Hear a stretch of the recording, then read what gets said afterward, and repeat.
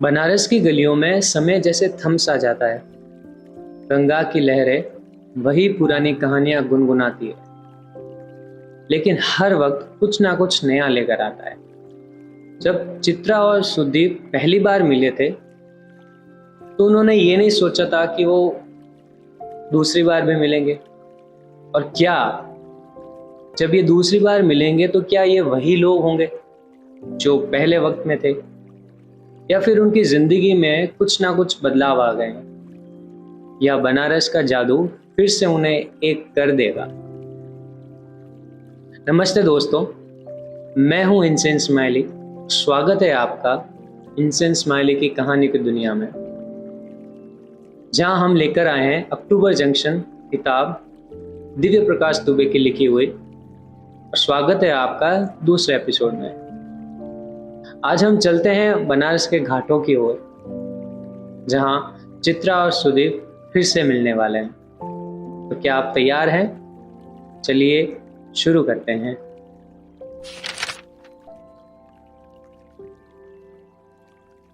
9 अक्टूबर 2010 सुबह 6 बजे 80 घाट बनारस।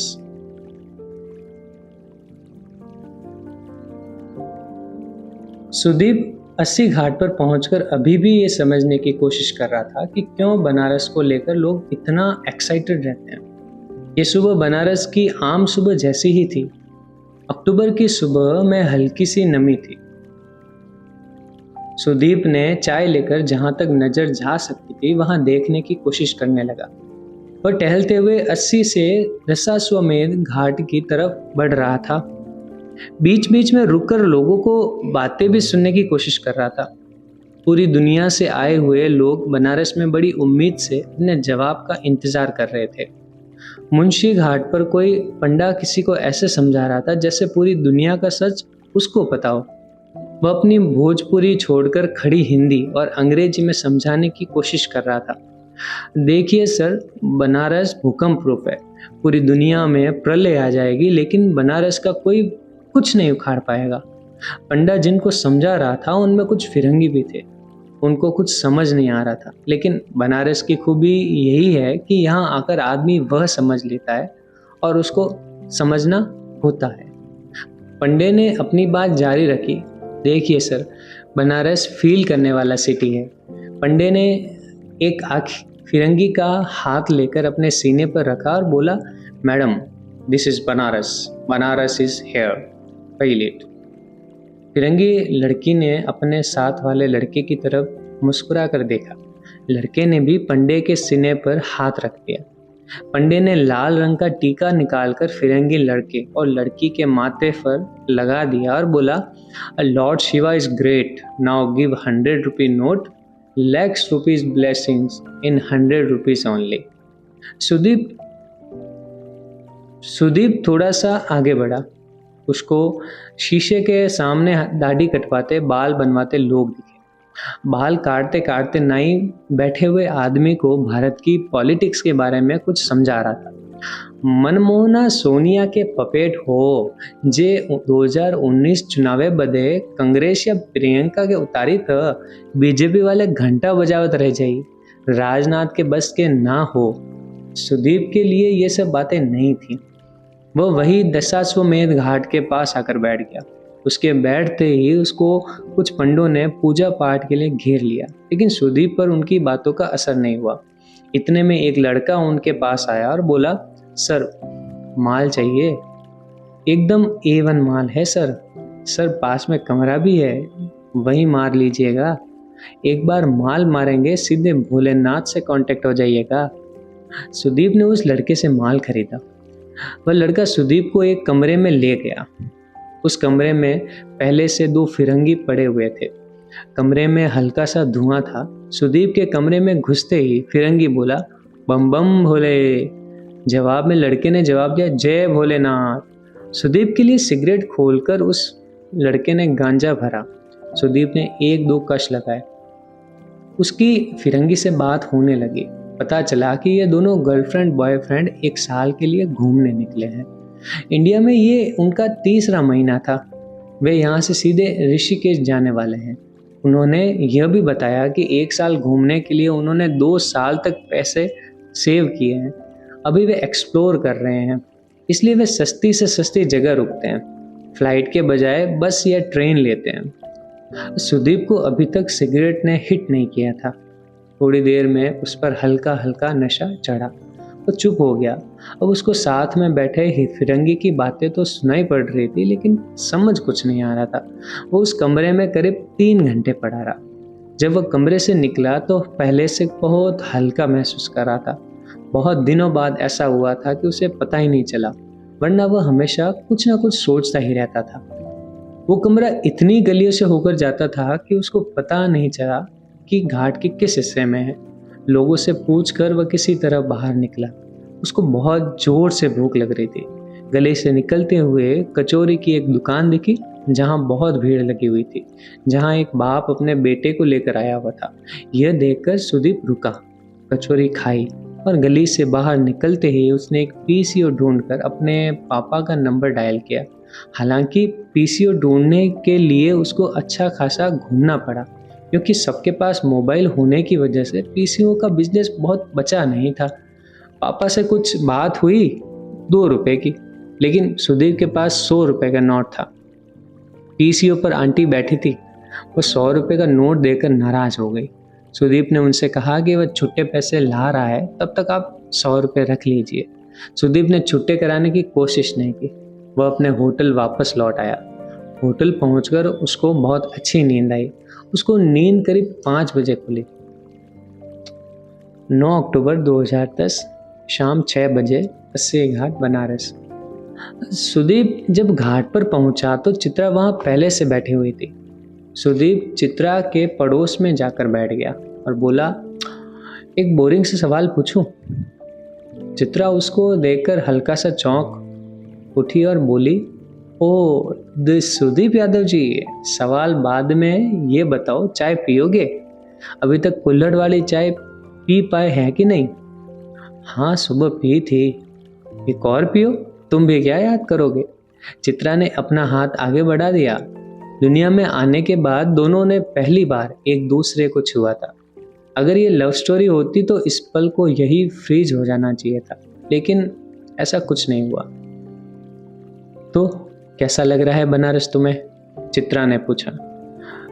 कल से अच्छा आज लगा। मैं पिछले 6 दिनों से यहाँ हूँ। रोज इसी टाइम 80 घाट पर बैठती हूँ।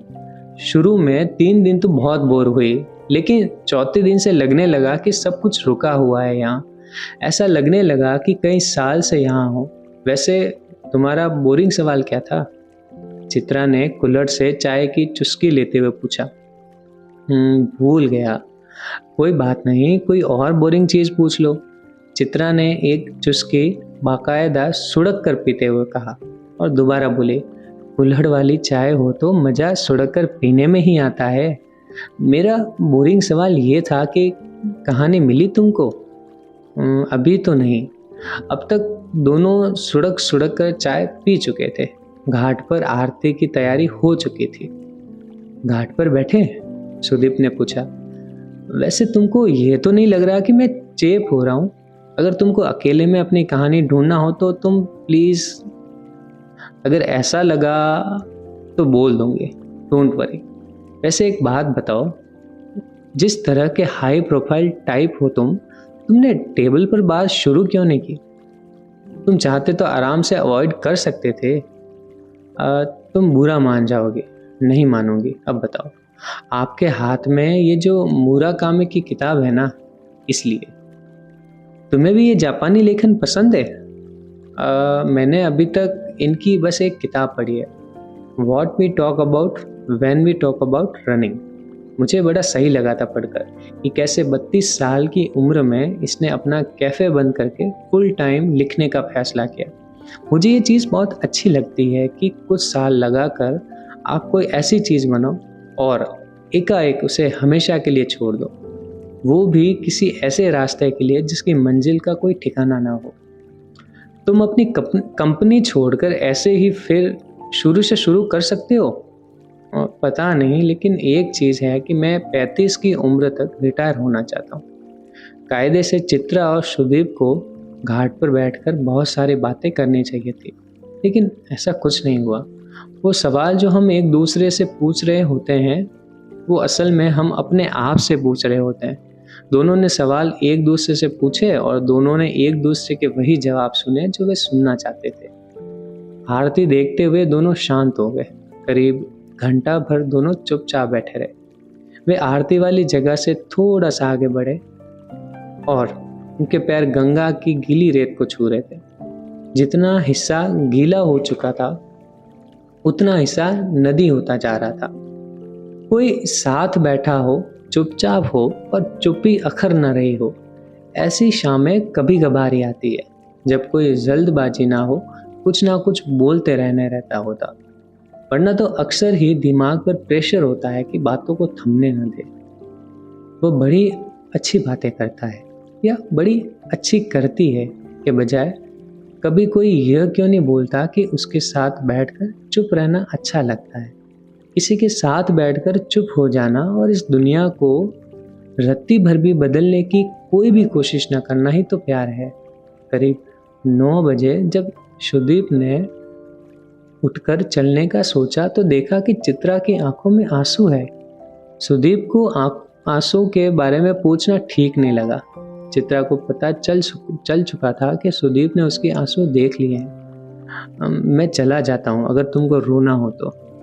हाँ, बहुत अच्छा लगा तुमसे मिलकर। ये मेरा कार्ड है।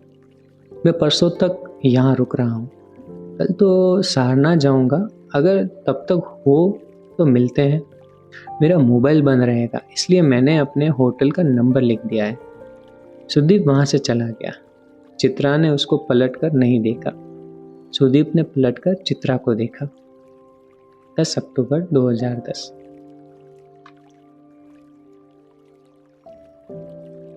अगले दिन सुदीप ने अपने प्रोग्राम के हिसाब से सारनाथ घूमा। वह बनारस क्यों आया था, इसकी सही वजह यह थी कि वह आजकल अपने बिजनेस को आगे बढ़ाने को लेकर बहुत पैनिक करने लगा था।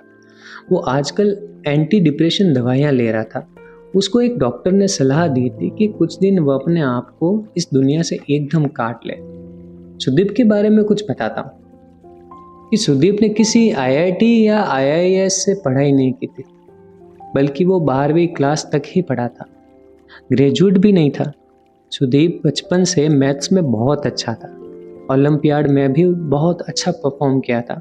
उसको मैथ्स के नंबर ऐसे समझ आते थे जैसे कि नंबर ना होकर लोग हो, जिनकी शक्ल वो पहचानता हो। सुदीप को अखबार में आने वाले कंपनी के शेयर प्राइस याद हो जाते थे। वो शेयर वाले पन्ने को घंटों पढ़ता था। धीरे धीरे उसका शेयर में इतना इंटरेस्ट बढ़ गया कि दलाल स्ट्रीट नाम की मैगजीन लखनऊ में सबसे पहले खरीद कर पढ़ लेता था। जितना भी कुछ ऑनलाइन मिलता वह सब कुछ पढ़ लेता। वह शेयर मार्केट में बिना पैसा लगाए भी उसको गेम की तरह खेलता कि अगर उसने इतने पैसे लगाए होते तो कितने हो जाते। उसने अपने दोस्तों से पैसे उधार लेकर मार्केट में पैसे लगाना शुरू किया और धीरे धीरे इस खेल का बड़ा खिलाड़ी बन गया। 12th के बाद 2 साल तक तो वो IIT JEE की तैयारी का बहाना बनाकर शेयर में खेलता रहा। उसने ये सब इतना चुपचाप किया कि घर पर किसी को पता नहीं चला। वह 2 सालों में एक ऐसा पॉइंट आया कि उसको लगा कि किसी भी कॉलेज जाकर वह अपना टाइम बर्बाद कर लेगा। वह आगे पढ़ाई करके अपना टाइम वेस्ट नहीं करना चाहता था। जैसे ही यह बात उसने अपने घर पर रखी, उसके पापा ने उससे बात करना बंद कर दिया। सुदीप को शेयर का इतना चस्का लगा था कि उसको लगा कि लखनऊ में रहकर वह आगे नहीं बढ़ पाएगा। वह घर वालों को नाराज छोड़कर मुंबई पहुंच गया। जिस समय उसके दोस्त कुछ लाख रुपए के सालाना पैकेज की नौकरी के इंटरव्यू दे रहे थे, उस समय तक सुदीप कई कंपनियों में शेयर इन्वेस्ट करके करोड़ों रुपए कमा चुका था। उसने जो कुछ भी बनाया था उसके लिए दिन रात कोई मेहनत नहीं की थी। उस एक समय के बाद वह मार्केट से पैसे कमाने से भी बोर हो गया था। वह अपना सारा ध्यान कहीं एक जगह लगाना चाहता था। उसने अपनी सेविंग के पैसे से बुक माई ट्रिप नाम की कंपनी शुरू कर दी। साल 2008 में जब दुनिया भर में कई कंपनियां बंद हुई, उसी दौरान शेयर मार्केट क्रैश कर जाने से सुदीप को करोड़ों रुपए का नुकसान हुआ। उसने ज़्यादातर पैसा ऐसी कंपनियों में लगाया था जो क्रैश में बिल्कुल बंद होने के कगार पर चली गई थी। ले देकर बुक माई ट्रिप नाम की कंपनी में उसका मन लगता था, इसलिए अभी तक बस उसी पर फोकस कर रहा था। अगर वह ये कंपनी को अगले 2-3 साल चला लेगा तो वह अपने नुकसान की भरपाई कर पाएगा। उसको पहले से दिखता था कि पूरी दुनिया और हिंदुस्तान में लोगों को ट्रैवल के लेकर उत्साह बढ़ने वाला है। आने वाले कल में लोग साल भर पैसे इसलिए बचाएंगे कि वे खूब घूम पाए। खैर, ये तो हुआ सुदीप के बारे में। अब कहानी पर लौटते हैं।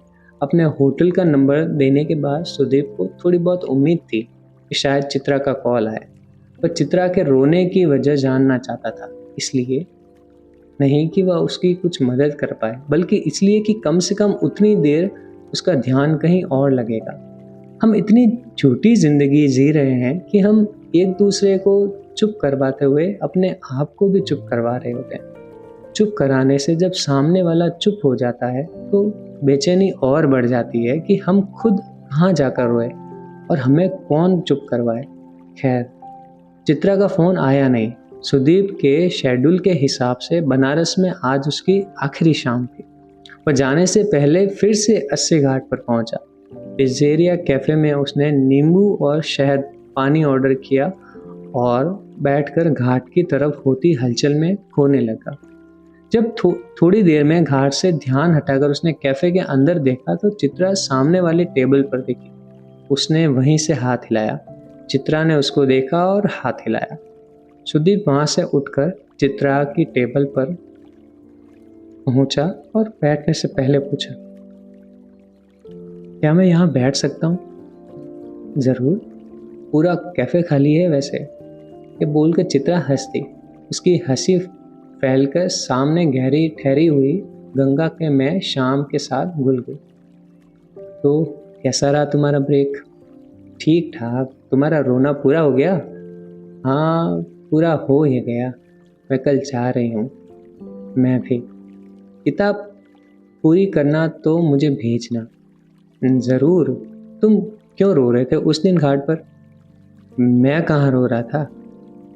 बकवास बंद करो, मैं किसी से नहीं बोलूँगी। लंबी कहानी है। कल शाम 5 बजे की फ़्लाइट है मेरी। तब तक तो बहुत टाइम है। इससे ज़्यादा लंबी कहानी थोड़ी होगी तुम्हारी, और होगी भी तो तुम्हारे लिए एक टिकट कराना कौन सा बड़ा काम है। चित्रा ने अपने पिज्ज़ा का आखिरी पीस खाते हुए कहा। पिज़्ज़ेरिया से निकलकर थोड़ी देर घाट पर बैठे रहने के दौरान ज़्यादा कुछ बातें हुई नहीं। दोनों में से किसी को ऐसा लगा भी नहीं कि बातें ख़त्म हो गई है, बस इसलिए कुछ भी बोलते चले जाए। करीब 1 घंटे बैठे रहने के बाद सुदीप ने चित्रा से अपने होटल के रूम पर चलने के लिए पूछा। चित्रा चलने से पहले थोड़ा सा झिझकी।